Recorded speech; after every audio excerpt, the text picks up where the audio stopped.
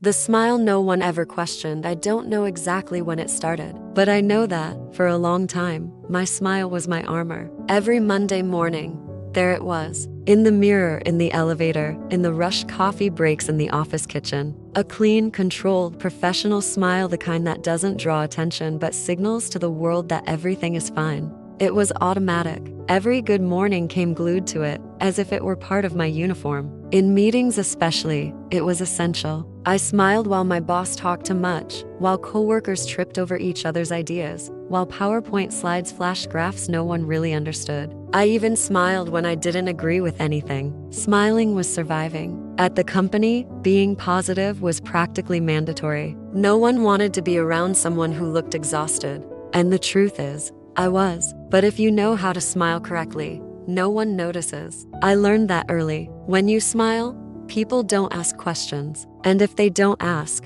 you don't have to answer. And if you don't answer, you don't have to face the truth. That's how I operated a finely calibrated system of elegant denial. And the scariest part was, it worked. I became efficient. And being efficient meant never missing deadlines, replying quickly, always being available, and of course, smiling. The strangest part is that this smile became part of my identity there. She's always so light, so upbeat, they said. I heard those comments and simply nodded, like a character so well written she can't leave the script. I was the one who cracked jokes during tense moments, who organized birthdays, who calmed people down when someone was spiraling. No one imagined that many nights I slept only 2 or 3 hours. That my stomach burned every morning, that my commute was filled with productivity podcasts mixed with silent anxiety attacks in the car. There was one day I'll never forget, the quarterly meeting, the kind of event where everyone wears their best clothes and pretends reports matter more than their health. I was there, as always, on time, my smile too, sitting at the end of the table, pretending to be interested in every slide, every number. But inside I was somewhere else entirely. It felt like watching a movie with the sound off. I saw mouths moving, heads nodding, graphs going up, and everything seemed so unreal. Like none of it had actual weight, like it was all foam. That's when I realized I wasn't there anymore. The smile was smiling, but I wasn't behind it. Have you ever felt that way? Inside a body that reacts for you while your mind silently begs for help? I felt like an actress trapped in a role she wrote for herself but no longer wants to play. But you can't walk off stage without causing a scene. Not when your reputation depends on the role. Not when your livelihood depends on it. Not when no one ever taught you to say, "Today, I'm not okay." So I kept going, day after day, meeting after meeting, smile after smile. And each smile was another brick in the wall separating me from myself. On the outside, everything was fine. But on the inside, something was starting to crack. The crack wasn't visible. Of course not. It was subtle, like a tiredness that doesn't go away even after the weekend. Like irritation over small things. Like a sigh that comes from nowhere. Like the sudden urge to disappear during a Zoom call, just for a while. Just to see if anyone would notice. But no one noticed. And I didn't blame them. How could they? I smiled. Smiled with my eyes. With my teeth, with my posture, smiled while writing down absurd feedback, while receiving cruel demands, while watching coworkers get fired with a "thank you for your contribution." I smiled because the alternative was a cliff. And the worst part, the more I smiled, the more they praised my strength. They said I was resilient, a model of balance, the glue of the team, and I just smiled. Because inside I was screaming. That smile, once a shield, became a prison. Here's the thing. The body always knows, even when the mind pretends. It warns you, it sends signals, but we ignore them. After all, there's a meeting at 10, a client call at 2, a deadline by end of day. There's no time to listen to your body, so it speaks louder. And when you still don't listen, it screams. And when you ignore the scream, it shuts down. But that, I would only understand later. For now, all I did was smile. If this story is touching you, comment below where you're watching from and what time it is there. Each task was a smothered scream. I used to believe that working hard was a sign of maturity, almost like a silent trophy I carried with me. It was as if the more I overloaded myself, the more value I had in the world. And for a while, that seemed true. Every task that landed in my inbox, I accepted without question. Every extra responsibility, I embraced as if it were an opportunity to prove something I don't even know exactly what or to whom. Maybe to myself, maybe to that old fear of seeming not enough. But the more I said yes, the more I disappeared on the inside, and no one noticed. After all, I always delivered everything on time, always with the same trained smile. But what no one saw was that, behind the efficiency, each task cut through me like a scream I didn't have the courage to let out. At first, it was just normal demands, manageable things, and I could still juggle everything with a certain lightness. But little by little, things started to pile up. One new delivery here, another there, and suddenly, everything was urgent. Everything was for yesterday, and I, who had always been good at solving problems, became the person everyone went to when there were delays, mistakes, disorganization. "You're so reliable," they said, and deep down, that phrase worked like gasoline for my own burnout. I felt seen when they praised my competence, even if I was erasing myself to deserve it. And so, with every new task, I drowned a little more in silence, because those who are too busy trying to breathe don't have time to ask for help. I remember how my days started to blur together. It was always the same thing: open the laptop, chase deadlines, reply to messages, smile in meetings, put out fires. 10, 12, sometimes 14 hours of work in a single day. And when I finally turned off the computer, there was no rest, just the constant feeling of being behind on tomorrow. I lived in a state of alert, as if my entire body had become an antenna picking up demands that hadn't even arrived yet. Sometimes I woke up in the middle of the night in a panic, thinking about something I needed to deliver. And before the anxiety let me fall back asleep, I was already sitting up in bed, opening the laptop again. It was like working inside a tunnel, dark, narrow, with no exit. But what hurt the most wasn't the workload. It was the loneliness of it. Because when you're too efficient, the people around you start to believe you can handle everything. And when they believe that, they stop worrying, they stop asking, they stop paying attention. I became the person who can take it, without anyone imagining how much that was destroying me. Sometimes I paused for a few seconds before joining a call just to breathe. Not a calm breath, but the kind that tries to keep the tears from falling. I'd look at myself in the camera and say to my reflection, "Just one more. Just get through this one." And then, I'd smile. And it worked. Until the next one. Mornings began to feel heavier. It was like having a stone on my chest before I even got out of bed. A mix of exhaustion and guilt for not being able to wake up with energy, guilt for not being as strong as I seemed, guilt for failing myself even while not failing anyone else. I dragged myself to the bathroom, washed my face with cold water, took a deep breath, and in the mirror, tried to fit that same smile back onto my face, the smile that had saved me so many times. But little by little, it started to look strange. A bit crooked, a bit empty, as if even my face was giving up on cooperating with the lie. And then, the physical signs began. First, a slight headache at the end of the day. Then, stomach pain, insomnia, loss of appetite, tremors in my hands, as if my body were trying to tell me something I stubbornly refused to hear. "You can't handle this anymore." But I answered back, "I have to handle it. Too many people are counting on me." And so, I kept shoving my own exhaustion forward, believing it was just a phase, just a bad week, a bad streak of weeks, a bad month, until I realized I'd been tired for so long that being tired had become my new permanent version. I hid everything so well that sometimes even I believed everything was under control. But there were moments, small and dangerous, when the truth slipped through the cracks. Like when I went out for lunch and just stared at my plate without eating. Or when I froze in front of a simple email because my mind simply refused to process any words. Or when I'd lock myself in the bathroom and let the tears fall slowly, silently, as if even crying had to follow company rules. Discreet, quick, productive. But the scariest part was that even then, I kept smiling. Because smiling gave me the illusion that I wasn't falling apart. And because stopping would mean admitting that all of this was really hurting me. That smile turned into a kind of anesthesia. It kept me from feeling, from reacting,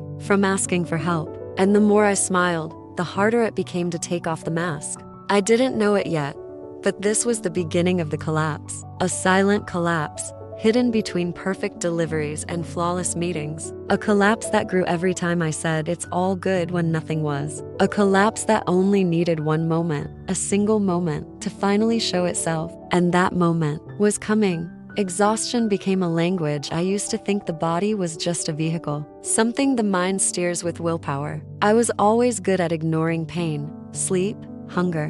When you grow up being praised for being strong, you learn to pretend you don't feel. But the body has memory, and it collects debts. Exhaustion, when ignored, finds other ways to speak. And with me, it started whispering. Then it screamed. At first, there were small warnings. A tiredness that didn't go away even after 8 hours of sleep. Muscle aches for no reason. A strange nausea every morning as soon as I opened my eyes. But I told myself it was just stress. I'd take a pill, breathe deeply, and move on. Until the warnings became patterns. My heart would race for no reason. My hands shook when I opened my laptop. Sometimes I completely froze in front of a simple task like replying to an email. My head was full, but empty at the same time. I felt like a corrupted file. The data was still there, but nothing worked. At work, no one noticed. Because from the outside, I was still flawless. Hair done, tasks delivered, always on time. But inside, I was nothing but shattered pieces held together by obligation. And smiling. Smiling started to hurt physically. The muscles in my face throbbed after meetings. My cheeks trembled at the end of the day. It was as if even my face were tired of lying. And the cruelest part, I started getting used to it. Waking up in pain became normal. Feeling sick whenever I heard notifications became routine. I avoided in-person meetings because I didn't want anyone to see how exhausted I really was. And at the same time, I felt guilty for not being present enough. It was like living in a body with the alarm blaring all the time, and no one else could hear it, only me. One day, during an important presentation, something happened. I was explaining a report, something I had prepared myself, something I knew inside out, and suddenly, my mind went blank. I looked at the screen and couldn't understand what the data meant. The words disappeared. The air got heavy. My chest tightened. I heard someone call my name, but the voice sounded far away. My smile, the same one that had saved me so many times, simply didn't show up. I froze. It was just a second, maybe not even that, but to me, it felt like an eternity. And at that moment, I realized something had finally snapped. I pretended it was just a bad turn, said I wasn't feeling well, asked to step out, went to the bathroom, locked the door and looked at myself in the mirror. And for the first time in a very long time, I didn't recognize myself. My eyes were empty. My face looked tired of me. And in that silence, I finally understood what my body had been screaming for months. You cannot keep going like this. I started to fear Mondays, fear waking up, fear meetings, fear myself. Anxiety grew like a shadow that followed me everywhere. And the most unbearable part was having to pretend everything was fine. Because if I showed weakness, what would happen? Would I be fired? Ridiculed? Would I disappoint the people who believed in me? I thought about that every time I woke up with my stomach in knots, every time I cried before leaving the house, every time I smiled in meetings while my head pounded. It was an invisible prison built from expectations, fear, and that old pride of not asking for help. There was one night in particular. I was reviewing a project, alone, in the dark, with my laptop on my lap. The silence in the house was absolute, and yet it felt deafening. My chest was tight, my breath short, and suddenly, I started to cry. Not a small, quiet cry, but a raw, deep one, as if my entire body were releasing everything it had held back for months. I cried for hours, and strangely, it didn't bring relief. It only confirmed what I feared most. I was losing control. In the days that followed, everything got worse. I forgot appointments, repeated tasks, had crying spells in the office bathroom, started pushing friends away, avoiding messages, turning my phone off. My mind felt like a dark room where all the furniture had been moved out of place. I stumbled over my thoughts, hurt myself on memories. I could no longer keep up the appearance. And the smile didn't show up anymore, not even when I tried to force it. That's when I understood. Collapse doesn't arrive all at once. It moves in slowly, smiling with you, pretending it's just tiredness, just one more deadline, just one more meeting, until one day, it takes over. And when that happens, it's already too late to pretend. I didn't want to accept it. I still tried to justify it. It's just a bad phase. Next week will be better. After this big project, I'll rest. But my body had already decided for me. I was no longer capable of continuing. Exhaustion was no longer just a symptom. It was my new language, and it screamed, "Stop." And even then, I kept going, because sometimes we only learn where the limit is when we cross it. The day silence turned into collapse, I woke up that day with a strange feeling. It was as if my body were made of concrete, heavy, cold, impossible to move. The morning light slipped through the cracks in the curtains, but everything in me felt submerged in shadow. My phone buzzed with messages from the team, notifications piling up from the night before. The alarm had already gone off 3 times, and still, I couldn't get up. I stayed there, motionless, staring at the ceiling as if, somehow, it might give me an answer. But the world doesn't stop to listen to you. It demands. So I forced myself through the inertia and dragged my body to the bathroom. I washed my face with cold water, like I always did, hoping the shock would spark some hint of energy. I looked in the mirror. No trace of the smile that had kept me functioning for so long. Just red eyes, an empty expression, a reflection that seemed to be asking for help. I took a deep breath, got dressed, coffee, computer, camera ready. It was all hands meeting day. I joined the call a few minutes early, mic off, camera on. I stared at the screen like someone watching a distant world. One by one, my co-workers appeared. Little boxes with smiling faces, animated voices, rehearsed greetings. "Good morning, everyone," someone said. "Let's start with good news," another one announced. And there I was, trying, with everything I had left, to put that mask of efficiency back on. But something inside me had already quit. The manager started presenting the quarterly results. Graphs, numbers, goals. I heard, but I didn't understand. The words reached my ears as if they were being spoken underwater. My eyes followed the slides, but my mind drifted away, like it had been unplugged. A strange numbness took over my body. It was like I was being erased slowly, from the inside out. And then, they called my name. "Could you comment on the data from the report you prepared?" Silence. I tried to answer. I swear I did, but my mouth wouldn't move. My mind was blank. The words I knew so well, the ones I had written myself, were simply gone. The little green border around my screen, showing I was the focus, kept blinking. Everyone was looking at me. I could feel their eyes, but I couldn't breathe properly. My chest clenched. The air felt stuck in my throat. And the worst part, I knew exactly what was happening. I knew I was freezing, and even so, I couldn't get out of it. "Everything okay over there?" someone asked, half joking, half worried. That sentence cut through me like a blade. Everything I'd been holding back for months threatened to spill out. I turned off my mic, lowered my head, and left the call. No explanation, no excuse. I just left. The sound of the laptop closing echoed like an ending. I locked myself in the bathroom and started shaking. The tears came before I even noticed. It was as if my body were expelling everything I'd suppressed. Every forced smile, every "I'm fine" that was a lie, every sleepless night, every time I swallowed my tears. It all came at once, and I cried like a child, cried until I couldn't anymore. And when the crying finally stopped, what remained was a frightening silence, a deep emptiness, as if I had completely come undone. I spent hours there, sitting on the cold floor, trying to understand what had just happened. But deep down, I already knew that wasn't just an anxiety attack. It was the final collapse. The moment when body, mind, and heart all said, enough. It was the breaking point, the limit crossed. And for the first time in a long time, I understood what it really meant to break. After that day, I didn't go back to work. At least, not in the same way. I tried to justify what happened with a medical note, a generic excuse. But inside, I knew what had happened was a scream I had ignored for months, a scream that finally had been heard. The shame hit like an avalanche. I felt weak, incompetent,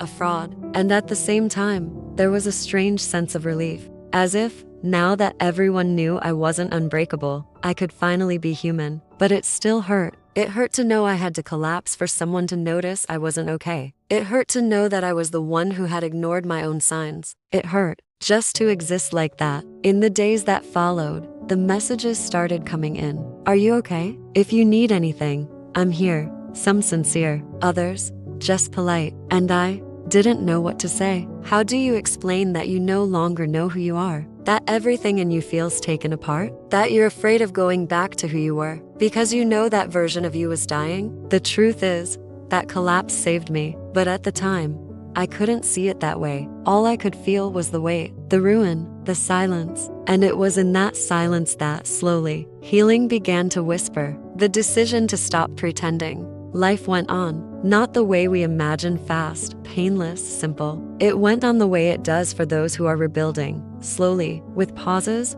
full of relapses and short breaths. But it went on, and with time, I slowly started to learn how to live again. Not like before, as someone who survives each week on caffeine and shallow praise, but as someone who, after falling, chose to get up differently, whole, imperfect, but alive. Coming back to the world after a collapse is like learning to walk again. Everything feels new, scary, familiar, and strange at the same time. I knew I needed to find a new way of existing inside and outside of work. But the hardest part was dealing with the ghosts, the guilt for having stopped, the fear of disappointing people, the shame of having failed. Only with time did I understand that I hadn't failed. I had survived, and more than that, I had been reborn. It was in this new space of awareness that I found my purpose. I began to speak openly about what I'd gone through. I wrote an article, recorded an audio, shared my story in a mental health forum. The response was overwhelming. People I had never met reached out to thank me. People who had also smiled too much, who had also pretended to well, who had also collapsed in silence. One of them wrote to me, "I thought I was the only one who felt like this. Thank you for putting into words what I could never say." And that broke me open. That's when I realized my pain needed to be told. Because it wasn't just mine. It was the portrait of an entire generation taught to smile while destroying itself. People who learned that working to the point of exhaustion is proof of worth. Who believed that showing vulnerability is weakness. Who thought, for far too long, that staying quiet and enduring is strength. I decided to break with that. I didn't go back to the same position. I didn't accept the same terms. I chose another path, simpler, maybe less glamorous, but more honest with myself. Today, I work with purpose, with time, with pauses. I still have fears, of course. I still occasionally hear that old voice whispering you should be doing more. But now, I know how to quiet it, because I've learned to listen to another voice, my own. And it says, you don't have to erase yourself to be loved. You don't have to get sick to be valued. You don't have to smile when everything inside you wants to cry. I'm no longer the person who smiles in every meeting. Today, if I smile, it's because I feel it. If I speak, it's because I believe it. And if I stop, it's because I respect myself. The collapse that knocked me down was also the starting point of my healing. A collapse that forced me to listen, to look inward, to say no, to ask for help, to exist for real. And maybe, just maybe, that's what true success looks like. Today, my story is no longer a secret. It breathes in the words I write, in the conversations I have, in the people I reach. It lives in the silence that once almost killed me, but that now has saved me. Because it was exactly that silence, uncomfortable, heavy, ignored, that showed me I didn't want to just survive anymore. I wanted to live. And living, I discovered, begins with a simple and radical choice: to stop pretending.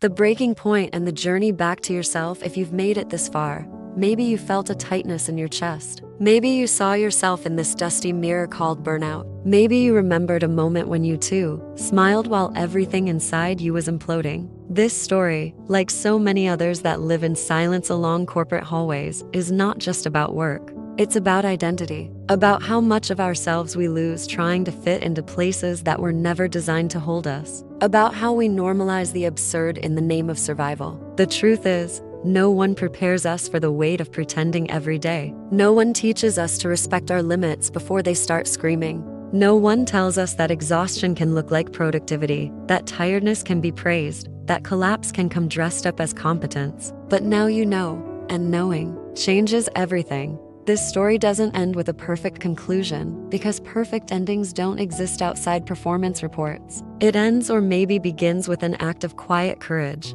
recognizing yourself at your own limit. And from that recognition, doing something very few people have the strength to do: choosing yourself. So if at some point in your journey you feel like you've been smiling too much, stop, breathe, ask yourself, is this smile really mine? Or is it armor? Because sometimes the greatest act of love we can offer ourselves is to take off the mask and say, with a steady voice and open heart, enough. If this story touched you, share it. Comment so more people know they are not alone and that there is life beyond performance. If your job is killing you, maybe it's time to save yourself.